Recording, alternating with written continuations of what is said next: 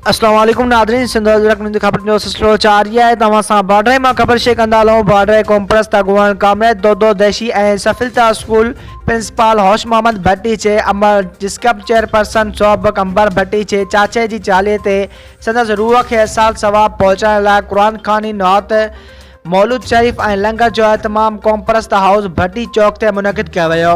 वधीक असां telephone line ते मौजूद आहे मोहम्मद अमीन सियाल। जी मोहम्मद अमीन सियाल, छा तफ़सील आहिनि?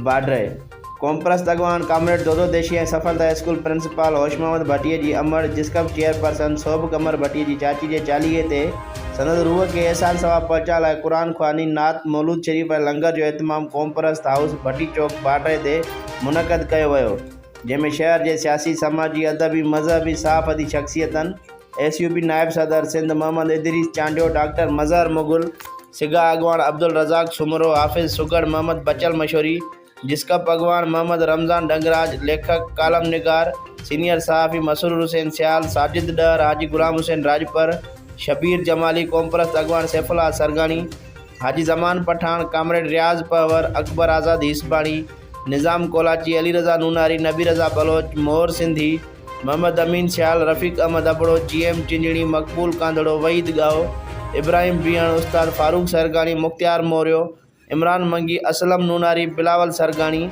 असलम चन्ना, इरफान नूनारी ऐं शहरनि वॾे अंग में शिरकत कई।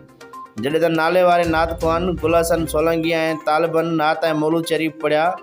हाफिज़ सुगड़ मोहम्मद बचल मशहूरी मरहूमा जे रूह खे एहसान सवाब पहुचाइण लाइ ख़ुसूसी दुआ घुरी, जंहिं बाद आयल महिमाननि में लंगर तक़सीम कयो वियो।